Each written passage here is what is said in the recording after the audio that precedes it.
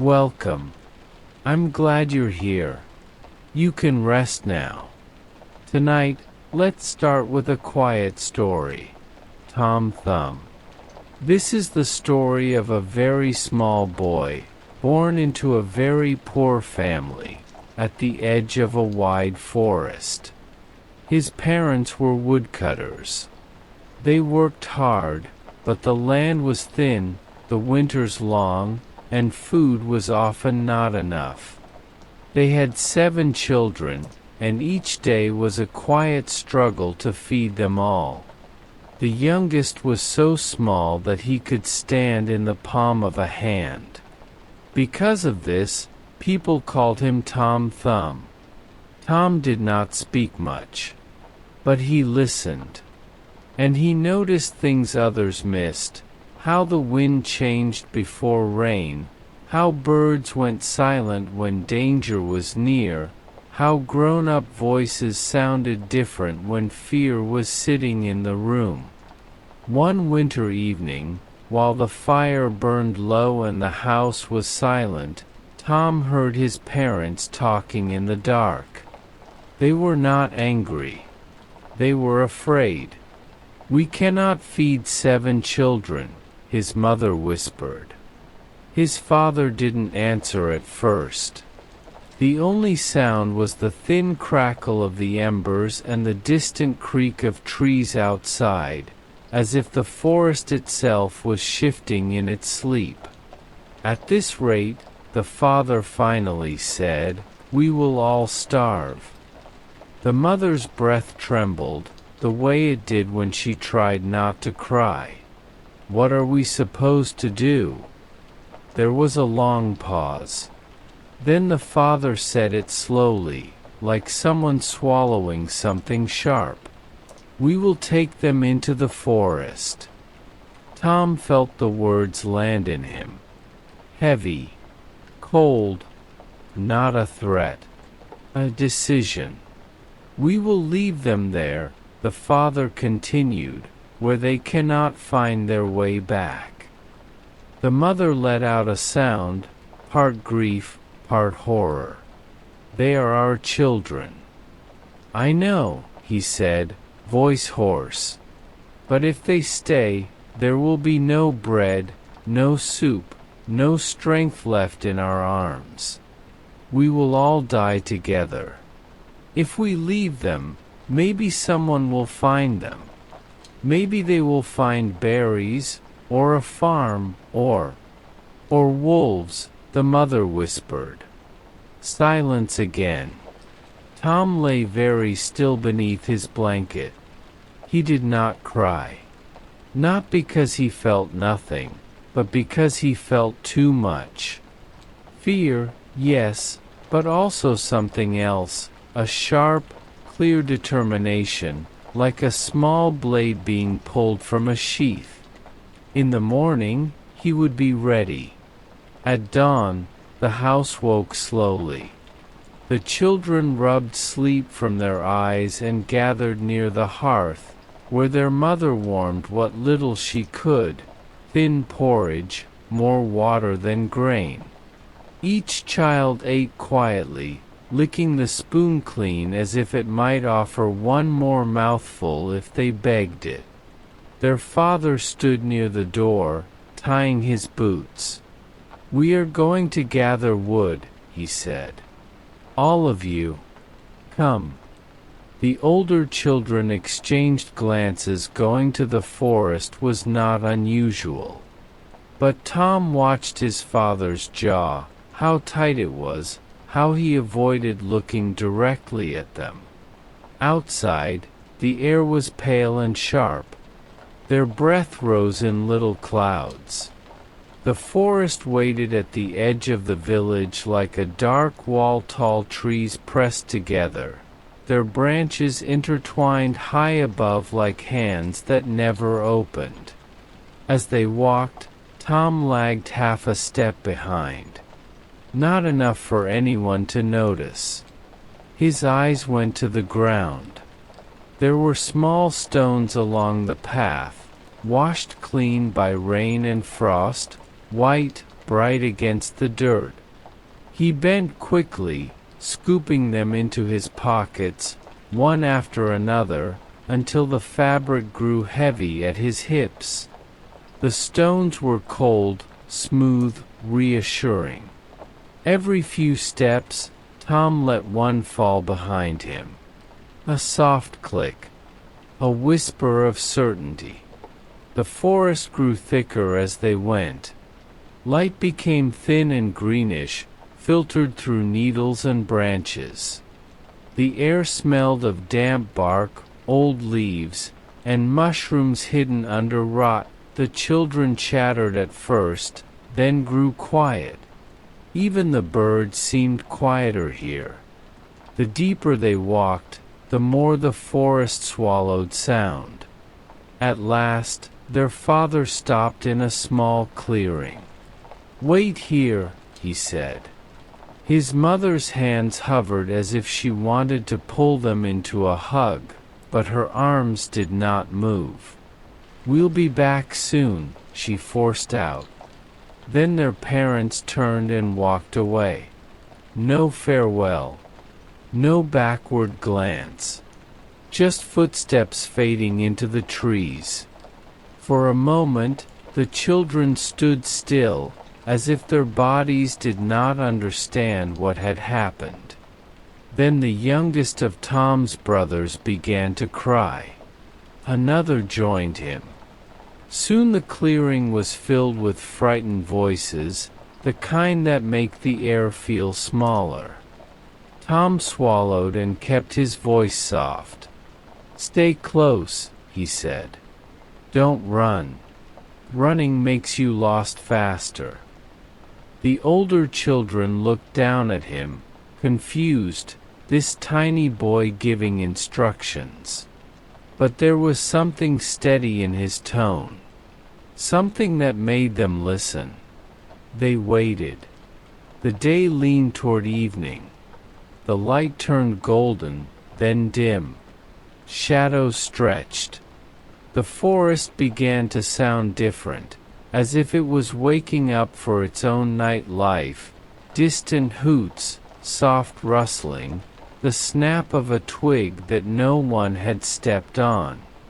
A cold fear crawled into their bones.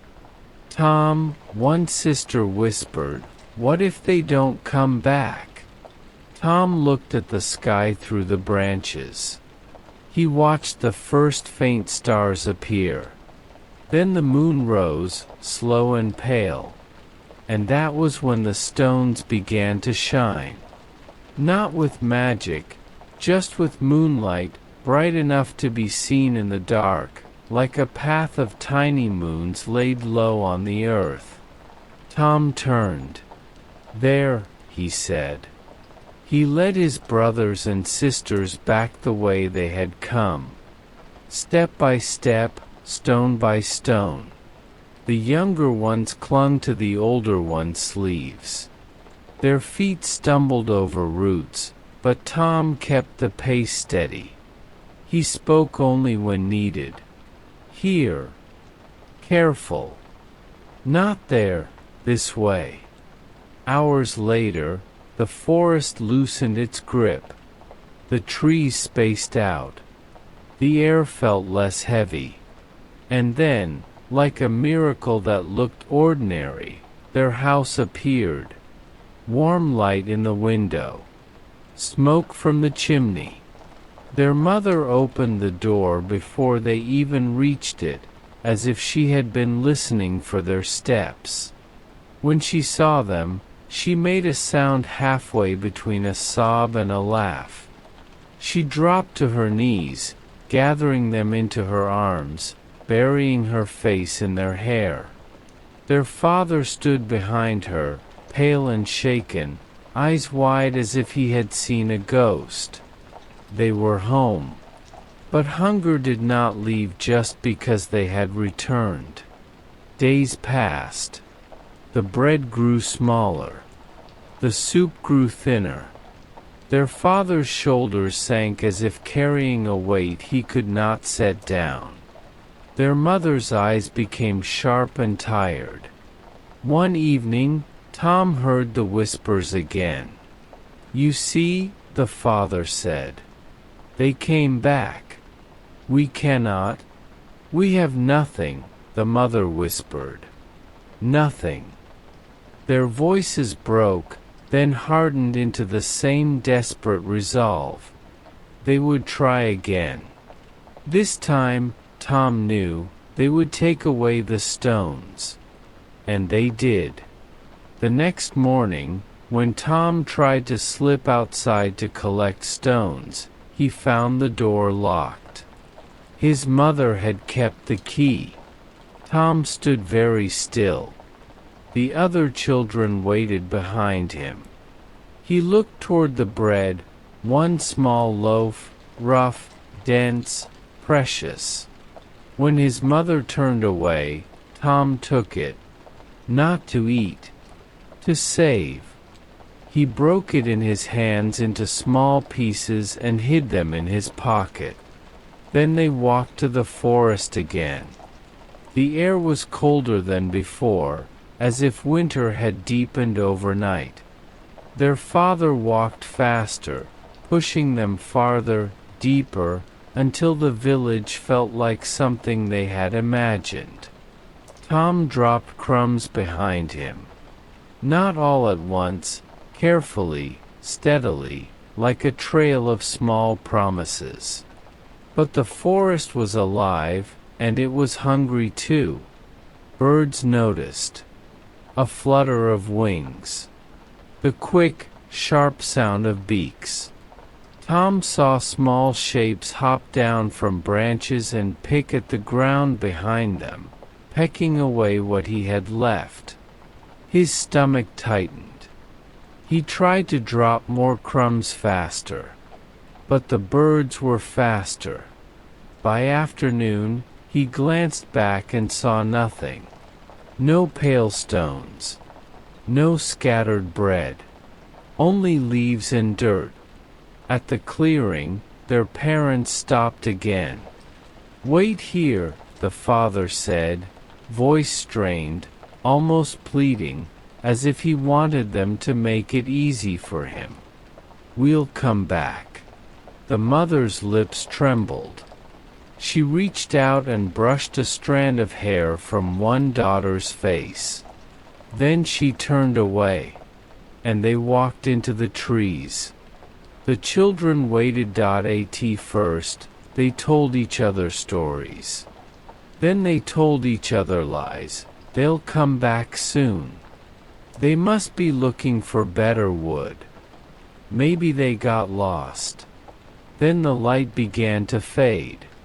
A quiet panic spread through them like cold water soaking into cloth. Tom stood and searched the ground. He walked in widening circles. He looked for crumbs, anything. Nothing. The forest had eaten his path. Night arrived. Not suddenly. Slowly. Like a heavy blanket pulled over the world. The youngest children began to cry again, exhausted and terrified. Tom tried to sound calm, but his chest felt tight. "We'll walk," he said. "We'll find a road. We'll find someone." They walked. For a long time, the forest gave them nothing but trees and dark. Their feet hurt. Their mouths were dry. Their stomachs cramped with hunger. The smallest stumbled and had to be carried. Then, in the distance, they saw it. A house. Not a cottage like theirs, not humble and leaning, but larger, brighter. Its windows glowed warmly. Smoke curled from the chimney. The sight of it made the children's bodies move faster without thinking. Light meant people. People meant food. Food meant life. They knocked. A woman opened the door. She was not young. Her face was lined, and her eyes looked tired, but there was something kind there too.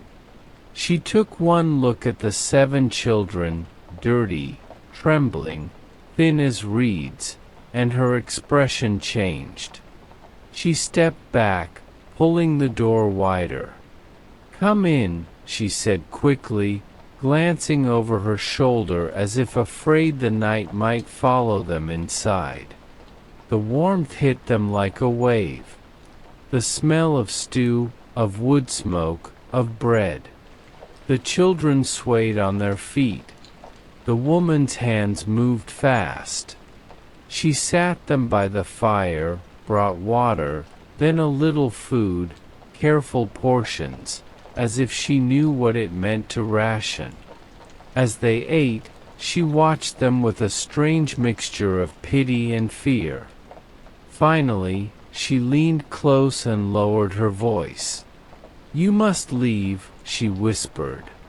"You cannot stay here." Tom looked up. "Why?" Her eyes flicked toward the hallway, deeper into the house, where the shadows were thicker. "My husband is an ogre," she said. "He eats children." The word ogre felt like a stone dropping into silence. The older children froze. The younger ones stared blankly, not understanding but sensing danger in the air. Tom's fingers tightened around his cup. The woman continued, urgent, "He is out now, but he will return. If he finds you, he will kill you. Please, please, hide." Before Tom could answer, there came a sound from outside. A heavy step. Then another. The house trembled faintly, as if something huge had leaned against it. The woman's face drained of color. "He's here," she whispered. Panic rose, hot and immediate. The children's chairs scraped the floor. Someone stifled a sob. "Quick," the woman said, and she pushed them toward a small room, a cupboard, a space behind a curtain, anywhere to disappear. "Don't make a sound." They pressed themselves into darkness, bodies tight, breath held. The door opened. A gust of cold air swept in, carrying the scent of wet earth and something sharper, like iron. The ogre entered. He was massive. His voice filled the room before his body did. "I smell fresh meat," he rumbled, sniffing the air like an animal. The woman tried to laugh, tried to sound casual. "Meat? In this house? You're imagining things." The ogre moved closer to the fire. The light caught his face, broad, heavy, eyes small and bright. He sniffed again. "No," he said, smiling slowly. "I am not imagining." He stepped toward the hiding place. Tom felt the air shift as if the ogre's attention had weight. The ogre pulled the curtain aside. 7 children, pale as candle wax, stared up at him. The ogre's smile widened. The woman fell to her knees. "Please," she begged, gripping his sleeve. "They're lost children. Let them go. They will bring you trouble. The villagers." The ogre shook her off as if she were nothing. "Trouble," he said softly. "Then I'll eat them quickly." The woman cried out, and the ogre laughed. "Fine," he said, as if indulging a whim. "Not tonight. Put them in the bed. They'll be tender in the morning." He spoke as if discussing meat. The children were too terrified to run. The woman, shaking, led them upstairs to a room where they could hear the ogre moving below. In that room, there were 7 beds, and in them, the ogre's 7 daughters, sleeping. Each girl wore a small golden crown, glinting faintly in the candlelight. The woman pushed the children toward another corner where there were mattresses. "Lie down," she whispered, voice broken. "Don't move. Don't make a sound." The children lay there, stiff with fear. Tom did not sleep. He watched the crowns. He listened to the house.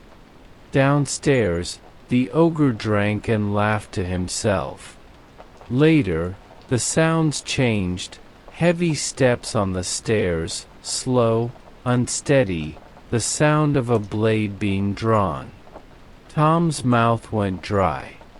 He understood, in a sudden cold clarity, that the ogre might come in the night while everyone was half asleep. That the darkness would be his ally. Tom slid from his mattress as silently as a moth. His brother's eyes widened as he moved, but Tom pressed a finger to his lips. Then he went to the ogre's daughters. One by one, he lifted their small golden crowns and placed them on the heads of his brothers and sisters. And on the ogre's daughters, he placed the simple caps that the children wore, plain, dark, ordinary. His hands shook. Not with hesitation, with speed and fear. He finished just as the door creaked. The ogre entered. He carried a knife. The candlelight flickered, throwing shadows across his face. He stood in the middle of the room and sniffed, like a beast that could smell fear itself. Then he moved toward the beds. The ogre did not light a candle. He did not need to see clearly. He reached out with a rough hand and felt the heads in the beds.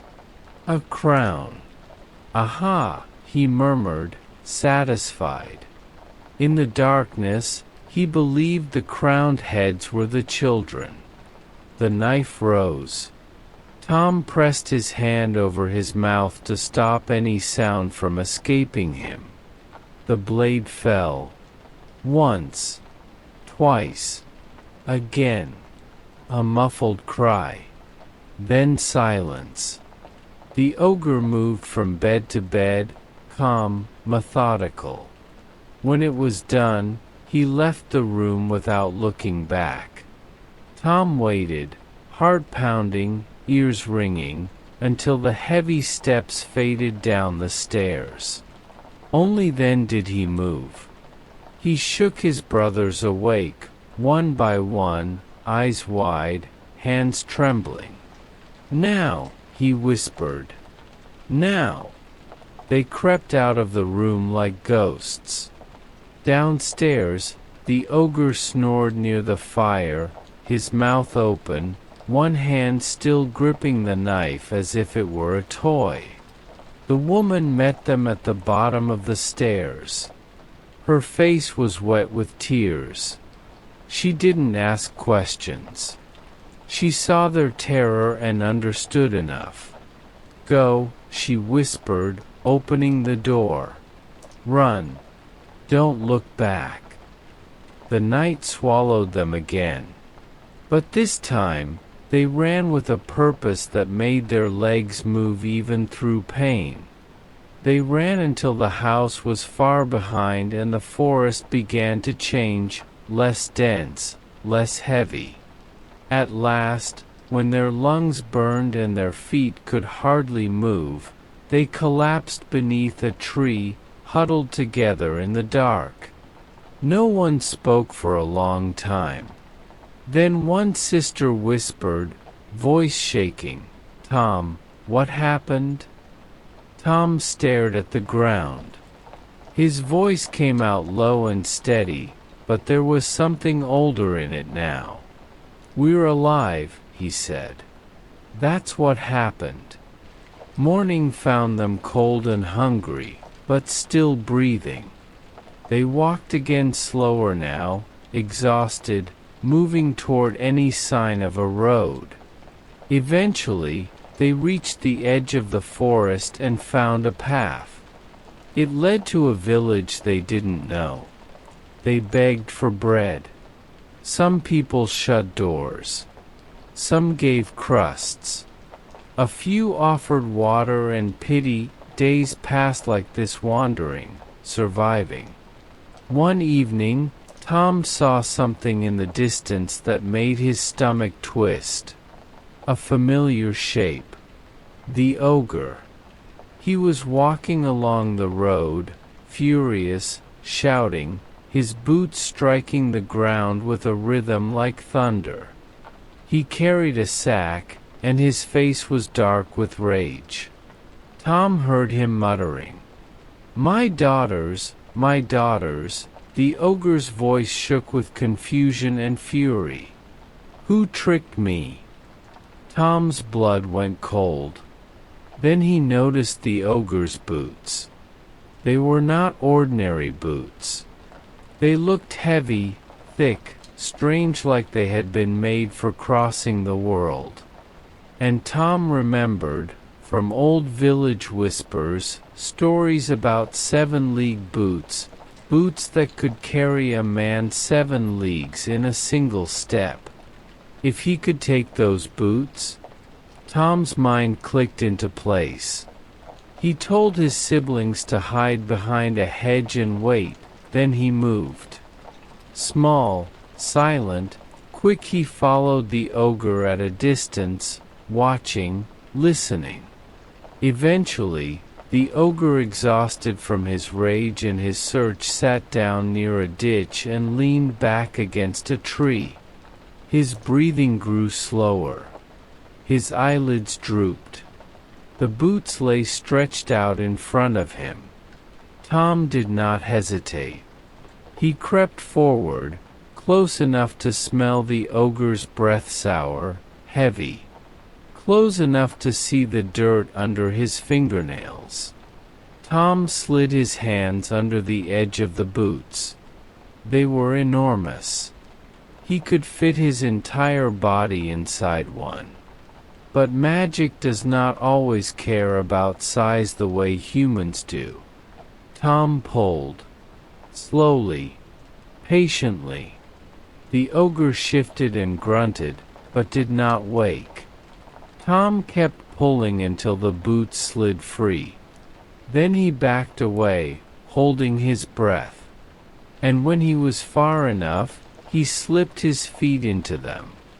At first, the boots felt like deep wells around his legs. Then they tightened. Not crushing, fitting. Adjusting. Like something alive, recognizing a new owner.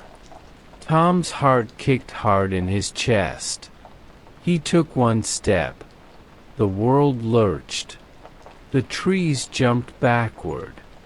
The road stretched and snapped beneath him like a ribbon pulled too fast. Tom stumbled, nearly falling, but the boots steadied him. He had crossed an impossible distance in a single motion. Tom blinked, breath ragged. 7 leagues. He could travel like the wind. He ran back to his siblings, who stared as if he had turned into a story. "Come," Tom said. "We're going home." With the boots, their return was not a hopeless wandering. It became a plan. Tom carried the smallest on his back and guided the others, step by step, careful not to overshoot, learning how the boots worked, how intention mattered, how he had to picture the distance, and feel it. Soon, he began to use them not only to travel, but to earn.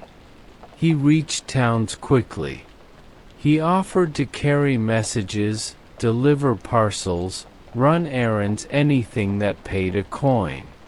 At first, people laughed when they saw him, a tiny boy in boots too grand to be real. Then he proved it. A man needed a letter delivered before nightfall to a village a day away. Tom took it, stepped once, and returned before the man had finished his supper. Word spread quickly. Soon, Tom was running messages for merchants, then for officials, then eventually for important men who paid in gold, not copper. Tom learned the roads. He learned the names of places. He learned how to listen to conversations that adults thought children could not understand. He learned, too, that the world was full of people with full pockets and empty hearts, and full hearts and empty pockets. He kept the boots. He kept his wits. And when he had enough bread, enough coins, enough certainty, he went home.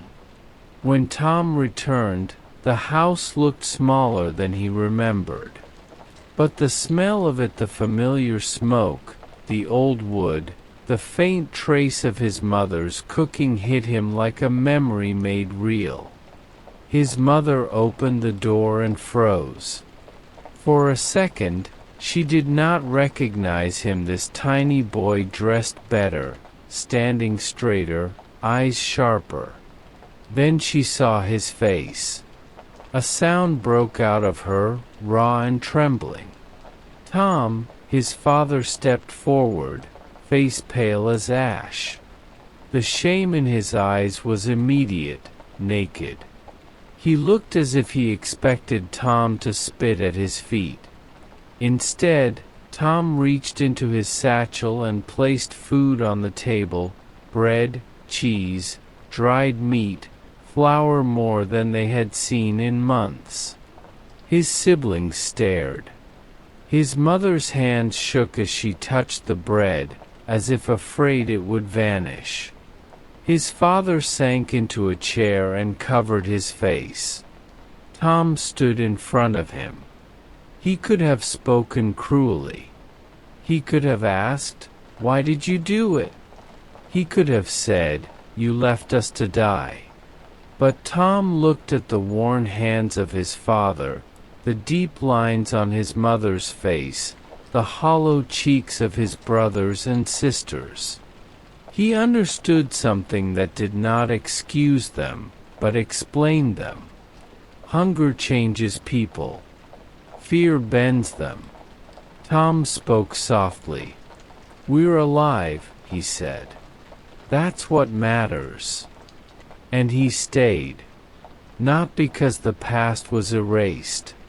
Because the future could be different. From that day on, the house had bread again. The fire burned warmer.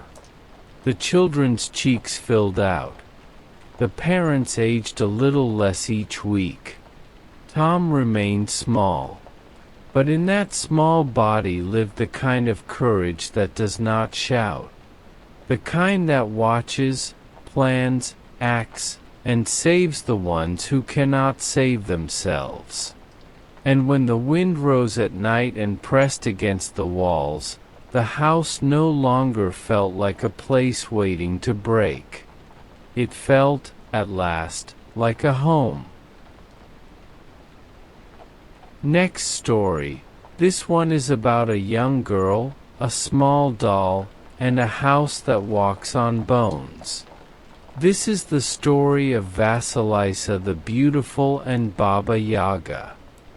Vasilisa was still very young when her mother fell ill. The house, once warm with quiet laughter and soft songs, became silent and heavy, as if the walls themselves were holding their breath. Vasilisa sat beside her mother every day, watching her chest rise and fall more slowly than before, listening to the small sounds of pain that tried not to become cries. One night, when the candles burned low and shadows climbed the walls, her mother called her close. "My child," she whispered, her voice thin like thread, "I will not stay much longer." Vasilisa felt her chest tighten. She wanted to say no, to say her mother was wrong, to say the morning would fix everything.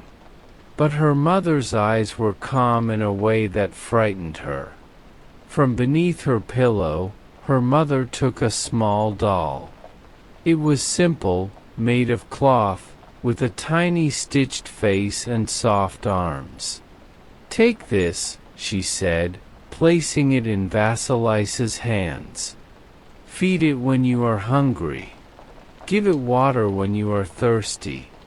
And when you do not know what to do, speak to it. It will help you." Vasilisa held the doll carefully, as if it could break just by being looked at. Her mother touched her cheek one last time. And before morning came, she was gone.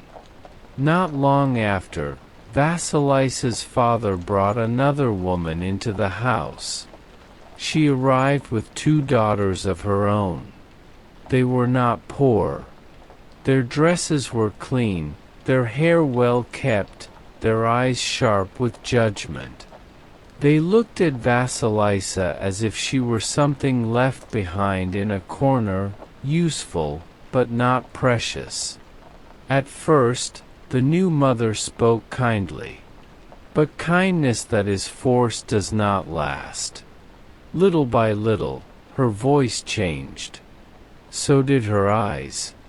Vasilisa was given the hardest work, cleaning, carrying water, washing clothes in cold streams, cooking with little food. Her steps became quiet. Her hands grew rough. Her back learned the shape of tiredness. Her stepsisters laughed when she stumbled. Her stepmother watched and said nothing. At night, when her arms ached and her eyes burned, Vasilisa took out the small doll her mother had given her. She gave it a crumb of bread, a sip of water. Then she whispered. And somehow, every morning, the work was done. The fire was lit. The clothes were clean. The bread was baked. Her stepmother noticed. Suspicion grew in her eyes like a shadow that would not leave. One evening, she made a decision. She sent Vasilisa into the forest. "Go," she said coldly. "Go to Baba Yaga and ask her for fire." Everyone knew Baba Yaga. She lived deep in the forest, in a house that stood on chicken legs. Her fence was made of bones. Her breath smelled of death and earth. No child returned from her door. Vasilisa's stepsisters smiled. Her stepmother did not. She expected never to see her again. Vasilisa walked into the forest as the light faded. The trees grew taller. The path grew thin. Night began to move between the trunks like something alive. Her heart beat fast, but she did not run. She took out her doll and whispered. And the doll whispered back. "Do not fear," it seemed to say. "Walk." So Vasilisa walked. And the forest opened its dark mouth to her. Vasilisa walked for a long time. The forest grew thicker with every step. The air smelled of damp earth and old leaves. Her shoes sank softly into moss and mud. Branches brushed her shoulders like fingers that did not know when to let go. The path was narrow, then almost gone. Soon, even the sky seemed to disappear behind the branches. She felt fear rising in her chest, slow and heavy, like water filling a bowl. Her heart beat faster. Her hands trembled. She took the small doll from her pocket and held it close. "Please," she whispered, barely louder than her breath, "help me." The doll felt warm in her hand. as if it had been waiting. And Vasilisa kept walking. As the night deepened, the forest began to change. First, she heard the sound of hooves. Not loud. Not violent. Calm. Steady. Out of the darkness came a rider on a white horse. His clothes were white. His face was pale. His eyes looked straight ahead, never at her. As he passed, the darkness began to fade. The sky slowly turned gray. Morning followed him like a shadow. Vasilisa watched him disappear between the trees. She walked on. Later, when the sun was high, she heard hooves again. This time, the rider was red, his horse, his clothes, his face, all the color of fire and blood and sunset. He passed her without a word. And as he vanished, the light of the day began to soften. Evening followed him. Vasilisa's breath caught in her throat. She did not know their names, but she felt their meaning in her bones. She walked again. When darkness returned, she heard hooves for the third time. This rider was black, horse, clothes, face, eyes. So black he seemed cut from night itself. As he passed, the last light disappeared. Night fell fully. And Vasilisa understood. These riders were not men. They were time. At last, she saw it. A fence made of bones. Not wood. Not stone. Bones. Some were old and yellow. Some were dark. Some still looked new.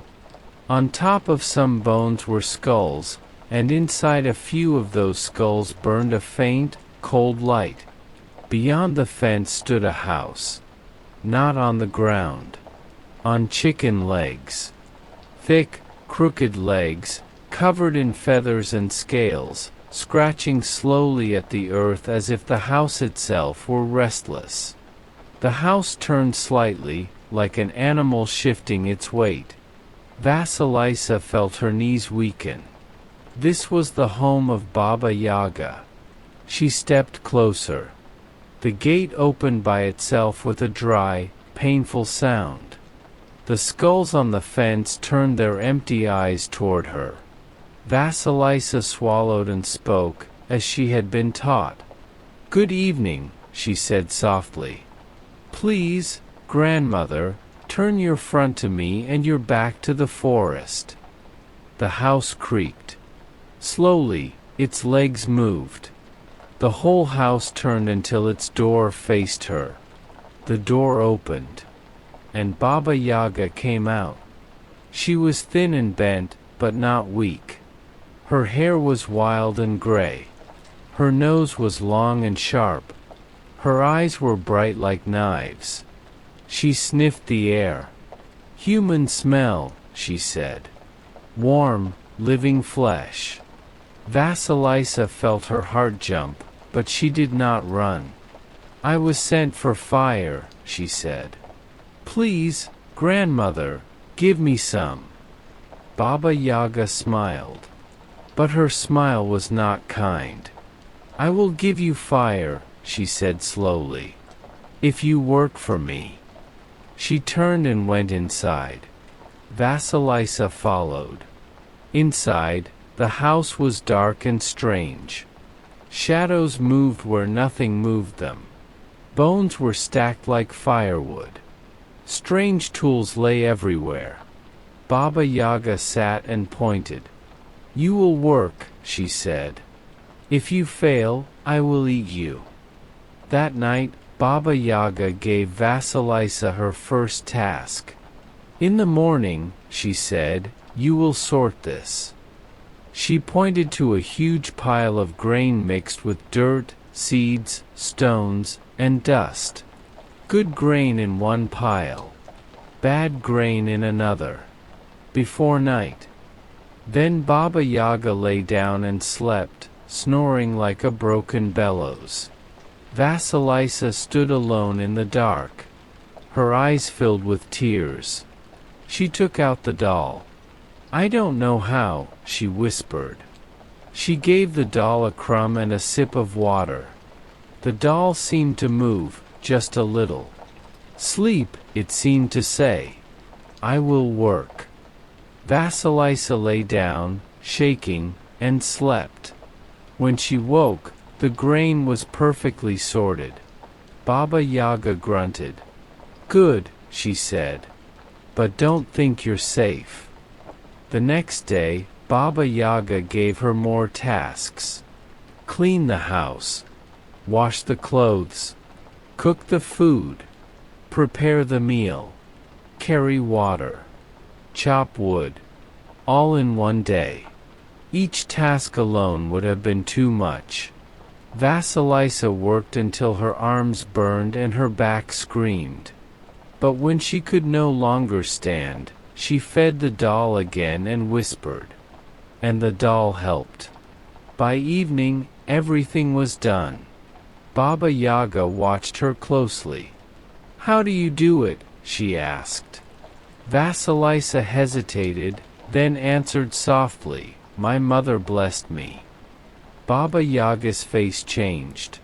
She hissed like fire meeting water. "No blessing must stay here," she said. That night, she sent the doll away from Vasilisa. But the doll returned. Because a mother's gift does not leave. One evening, Vasilisa saw the riders again. She asked Baba Yaga about them. "The white one is my day," Baba Yaga said. "The red one is my sun. The black one is my night." Vasilisa said nothing more. She knew better than to ask too much. At last, Baba Yaga grew tired of her. She gave Vasilisa fire not in a torch, not in a candle. In a skull. A skull whose eyes burned with living flame. "Take it," Baba Yaga said. "And go." Vasilisa bowed and left, heart beating fast. The skull lit her way through the forest.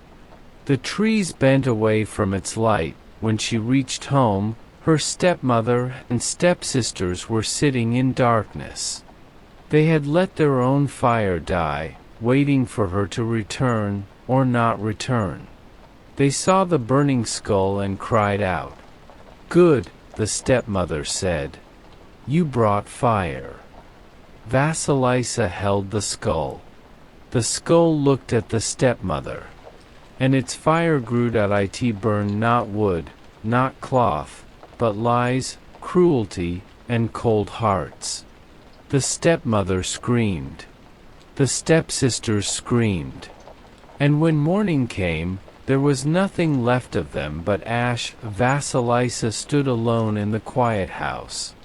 She buried the skull. Later, she left that place. She went to a town, learned to sew, to work, to live. Her hands made beauty. Her face stayed gentle. Her heart stayed strong. A prince saw her work and asked for its maker. And when he saw her, he knew. Vasilisa married him not because of magic, not because of fear, but because she had walked through darkness and come back whole. And she never forgot the small doll. And she never forgot her mother's love. Because some gifts are not meant to fade. Vasilisa lived many years after that. Not years of noise. Not years of struggle. Years that move like calm water. In the palace, people often said she was kind. Some said she was quiet. Some said she was distant, as if part of her still listened to something far away. They did not know the forest. They did not know the bone fence. They did not know the sound of hooves in the dark. But Vasilisa knew. Sometimes, late at night, When the palace slept and even the guard's steps grew slow, she would take out a small cloth doll from a hidden place. She no longer needed its help, but she never forgot what it meant. She would touch it gently and think of her mother's voice, thin but steady. She would think of the forest that tried to swallow her. She would think of the house that walked, and of the fire that saw truth.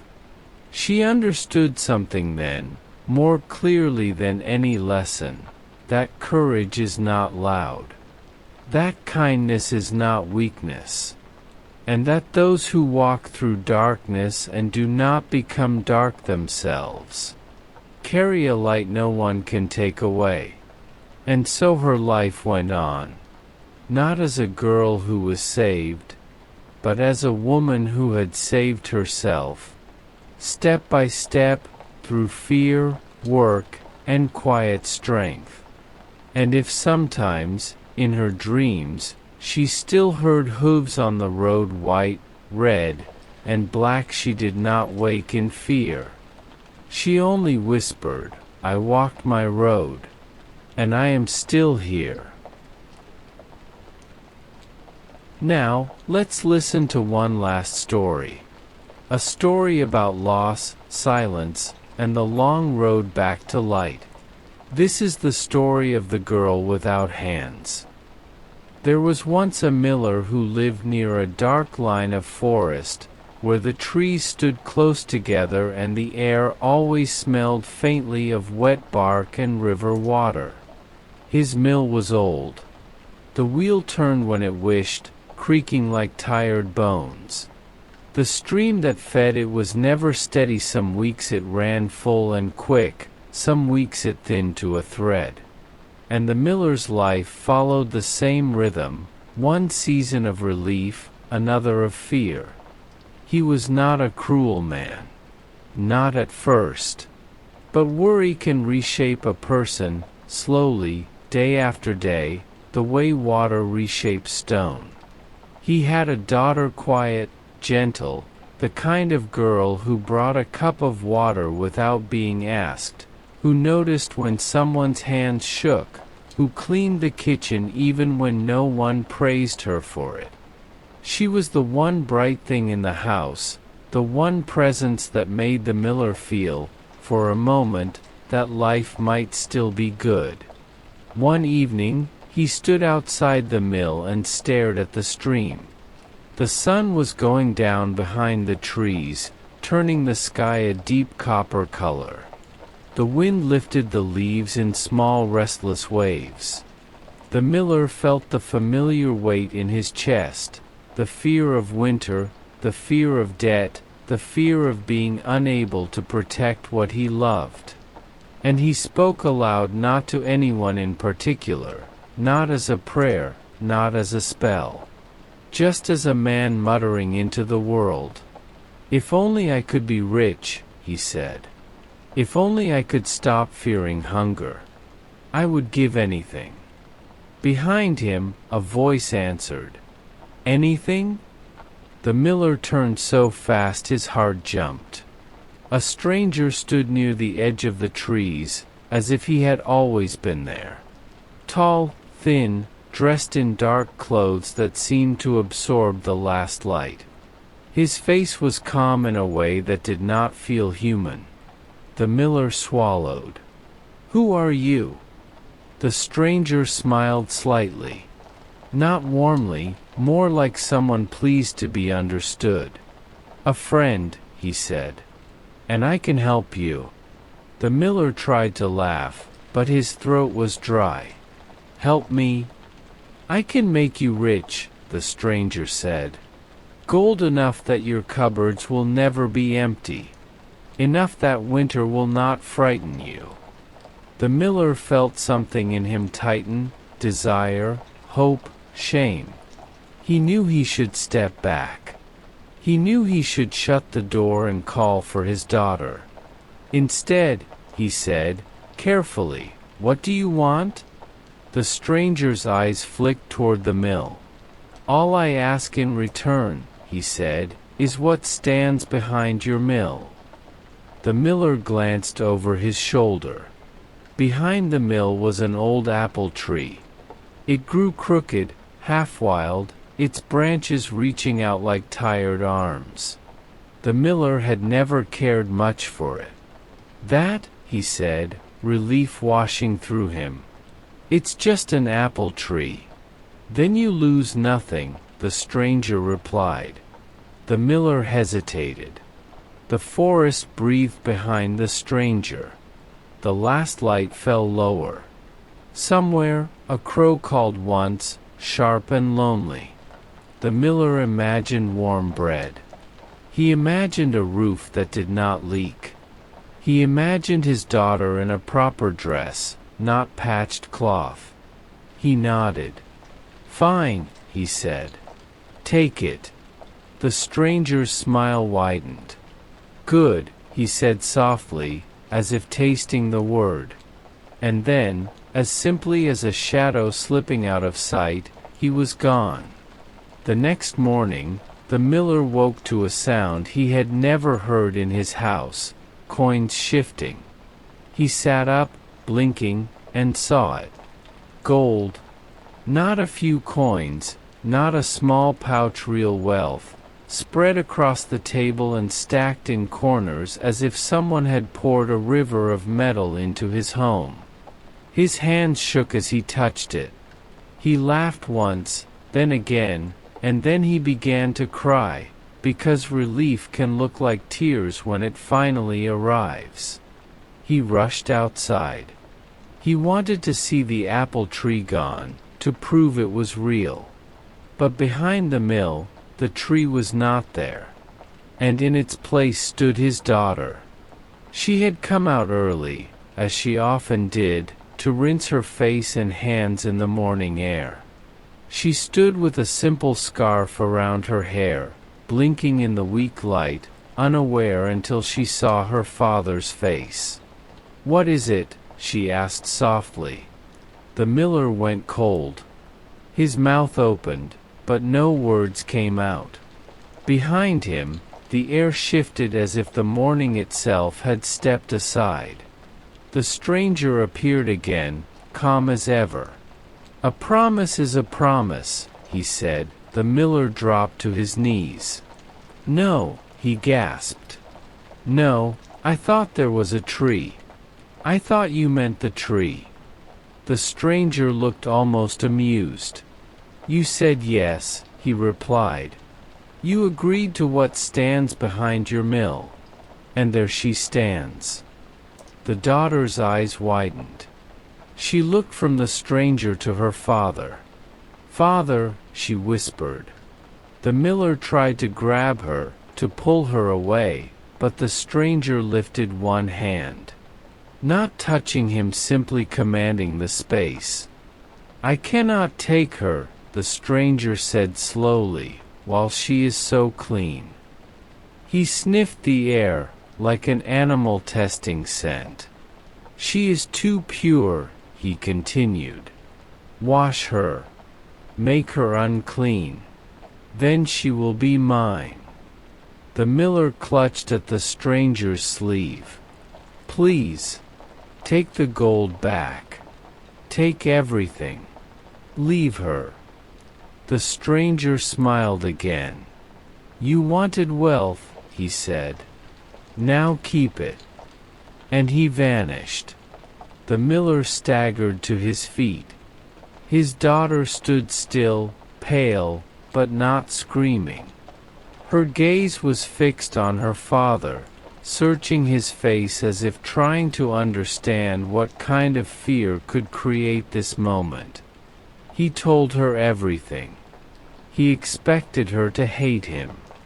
Instead, she listened quietly, like someone hearing a storm from behind glass. When he finished, she lowered her eyes. "If he wants me unclean," she said softly, "then I will stay clean." The miller's throat tightened. "I can wash you. I can." She shook her head slowly. "No, father." But the miller was frantic now. The gold in the house felt like poison. He began to scrub her hands and arms, to smear dirt, to do anything to change her because he believed, in a panicked, broken way, that if she became unclean, he might still control what happened. He washed. He rubbed. He used ashes, mud, river water. But every time he stepped back, her skin looked clean again, as if the dirt simply could not cling to her. It was not magic like a spark. It was something quieter. As if goodness, once truly rooted, could not be stained by another person's fear. The stranger returned at dusk. He inspected her with cold attention. "Still clean," he hissed. The miller trembled. "I tried. I swear I tried." The stranger's eyes narrowed. "Then cut off her hands," he said, as if he were speaking about trimming a branch. The world seemed to freeze. The miller's daughter inhaled sharply, but she did not step back. The miller's knees buckled. "No. If you will not," the stranger said softly, "then I will take you." The miller saw something in the stranger's face: certainty. Hunger. Ownership. The daughter took one step forward. "Father," she said gently. He looked at her, eyes wild. She spoke again, voice steady, as if she had already decided what her life must be. "If it saves you, do it." The miller shook his head, sobbing. "I can't." She lifted her arms bare, trembling, still offering. "You can," she whispered. "Please." The miller's hands closed around the axe as if someone else were moving them. The sound that followed was not only the sound of metal. It was the sound of a life breaking open. Blood fell into the dirt. The daughter's face went white. Her breath came in short, sharp waves. She swayed, but she did not scream for long. Pain can steal sound the way it steals strength. The stranger stepped closer, sniffed, and then strangely hesitated. He looked at the girl. And his smile faded. "She is still too clean," he said, voice sharp with frustration. "Even without hands." He recoiled, as if purity were burning him.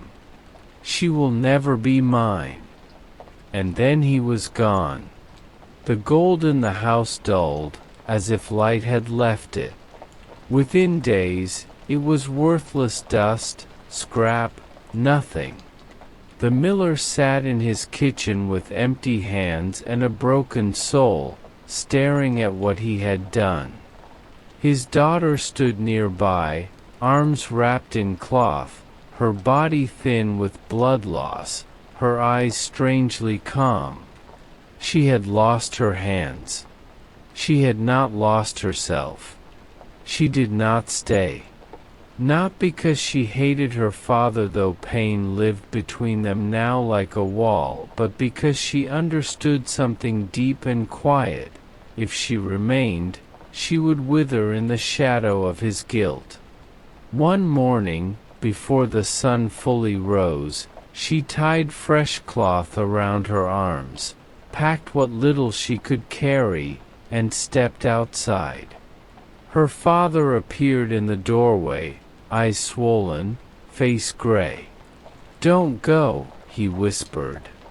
She looked at him. In her gaze, there was sorrow, yes. But there was also a kind of mercy that did not excuse what happened, only refused to become poison. "I have to," she said softly. And she walked away. The road beyond the mill was long and uneven. Gravel bit into her feet. Cold air burned her lungs. She could not hold a walking stick. Could not pull her cloak tighter when the wind rose. Could not easily drink when thirst came. But she kept going. Sometimes people stared. Sometimes they turned away. Sometimes rarely, thankfully someone's face softened with pity, and they offered her water, lifting the cup carefully to her lips. Someone gave her bread, placing it into the crook of her elbow so she could bring it to her mouth. She learned how to move with her body, not with her hands. She learned how to accept help without shame. She learned, too, how quickly kindness could appear and vanish, like sunlight between clouds. Eventually, the road brought her to a forest. Not the forest near her father's mill. This one felt older, deeper. The trees were tall and close, the ground soft with moss. The air smelled of rain even when the sky was clear. She stepped beneath the branches and felt the world change. The sounds of open land faded. Everything became closer, her breath, her heartbeat, the whisper of leaves. She wandered until exhaustion forced her to stop. She leaned against a tree and slid down to the ground, closing her eyes. Sleep came quickly, heavy and strange. When she woke, she was hungry. She looked up and saw fruit on the branches, pear or apple, pale in the dim light. But she could not reach. And even if she could not hold it. She sat there, staring at the fruit, her throat tight with quiet despair. Then the branch lowered slowly, gently, as if the tree itself had decided. The fruit brushed her lips. She ate, biting carefully, feeling juice run down her chin. A laugh escaped her, small, surprised, almost disbelieving. And then she began to cry. Not loudly. Just tears slipping down her face as she ate, because the world, for the first time in a long time, had offered her something without asking to take something back. She stayed in that forest for a while.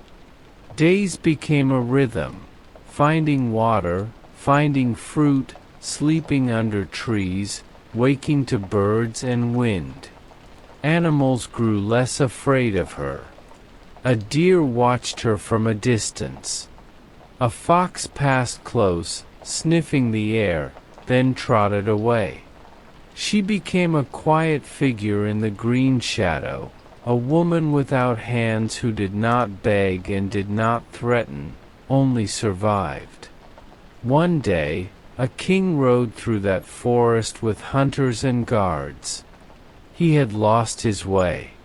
Or perhaps, without knowing it, he had been led. His horse slowed when it saw her.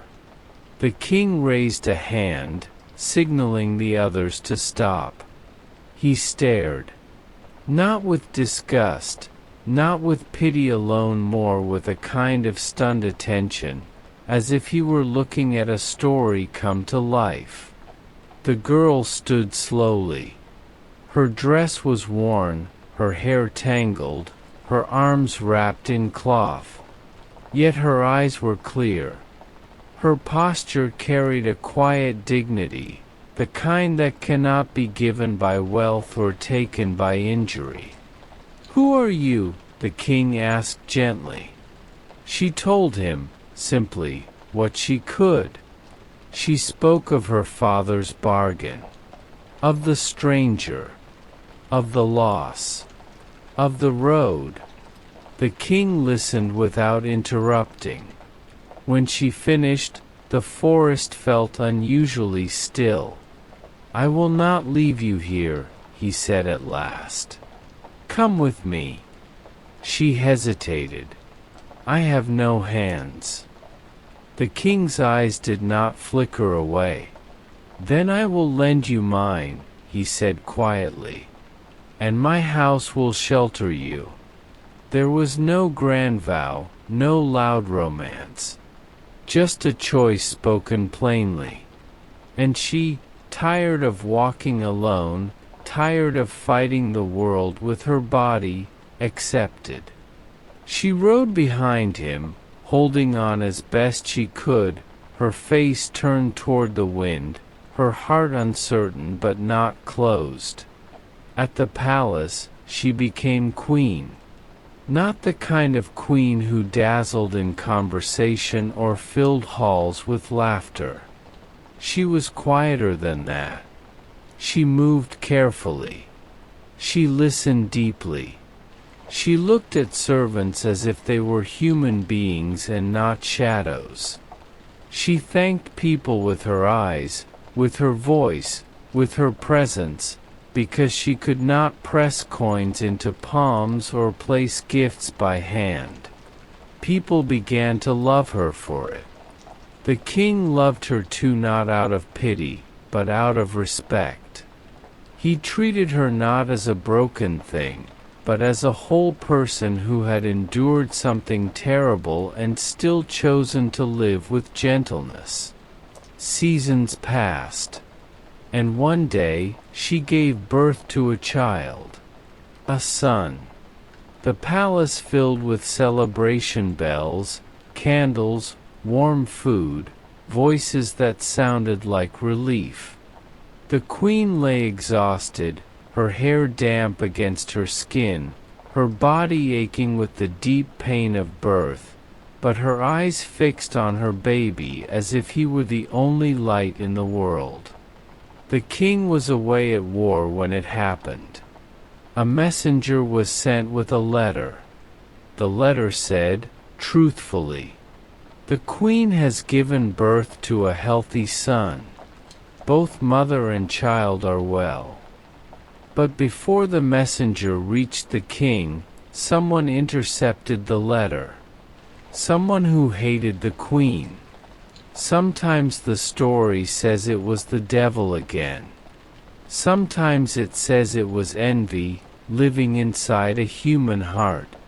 Either way, the message was changed.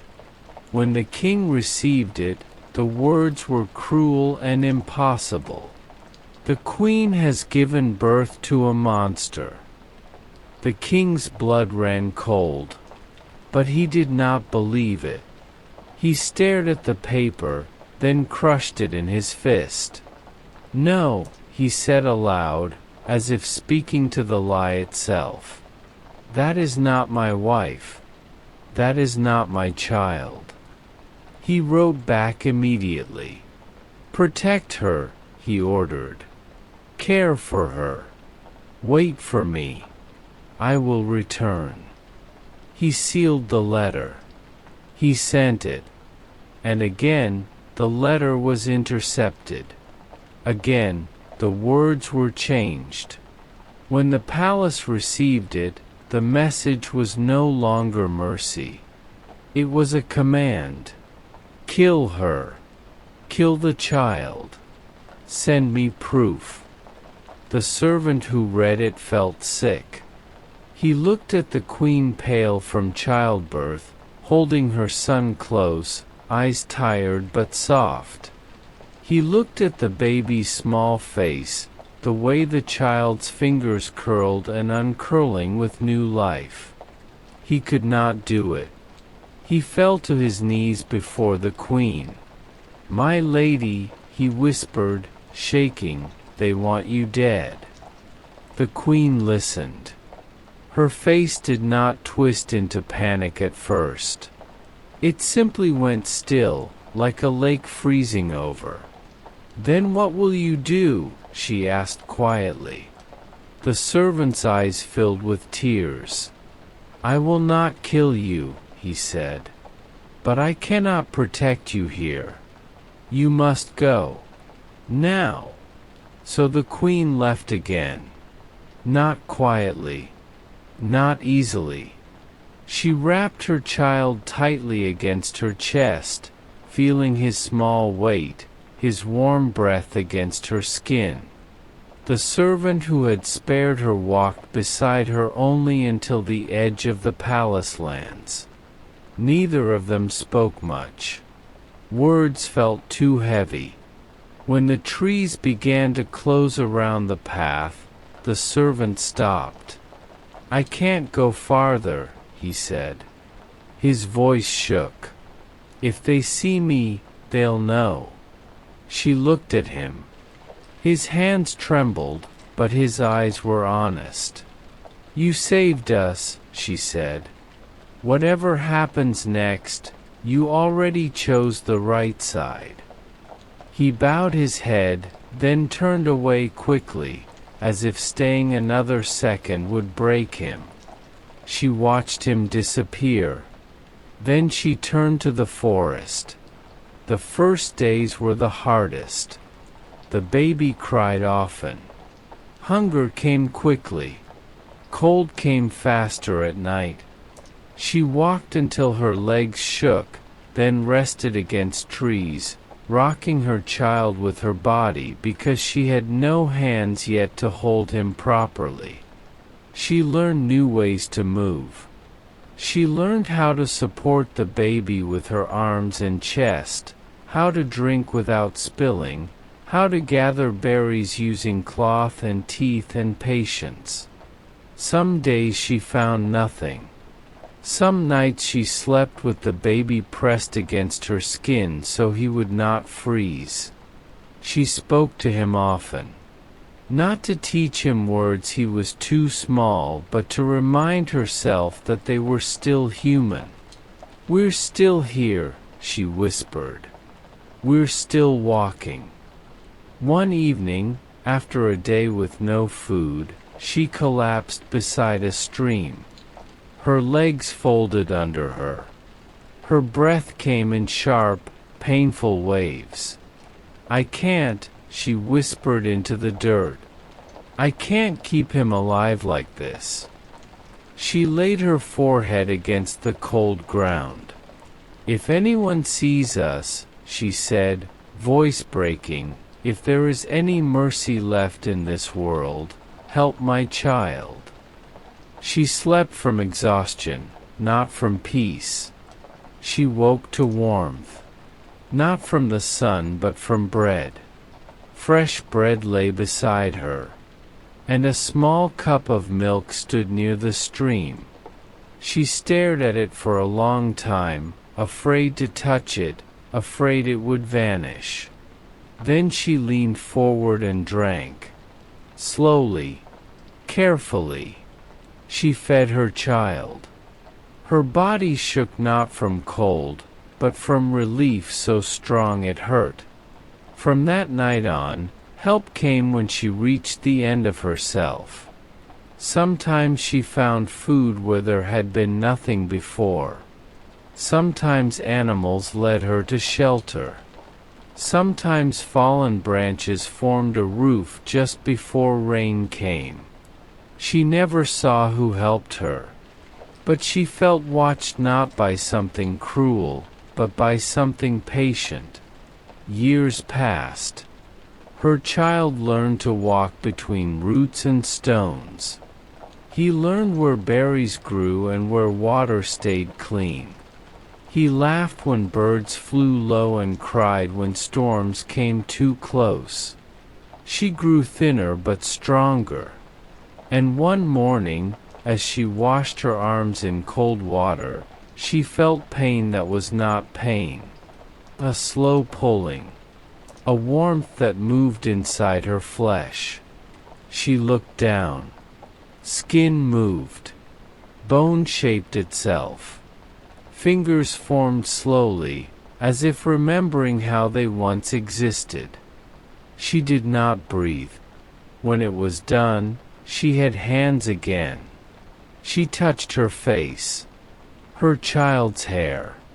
The bark of a tree. She cried until her body shook. Far away, the king returned. He learned the truth. He rode into the forest. He searched not for hours, but for days.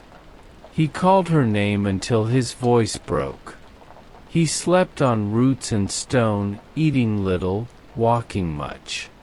One evening, near a spring, he heard laughter. A child's laugh. He moved toward it slowly. And there she was. Older. Thinner. But alive. And beside her stood their son. They did not run to each other. They walked. Because some distances must be crossed slowly. He saw her hands. He fell to his knees. She did not accuse him. He did not excuse himself. They spoke only what mattered. I looked for you. I kept him alive. And that was enough. They returned together. Not as people without scars, but as people who had survived them. And the girl who once walked without hands walked now holding her child, holding her life, and holding her story in her own hands again. Tonight's stories come to an end. I'm glad we shared this moment. I wish you a gentle night.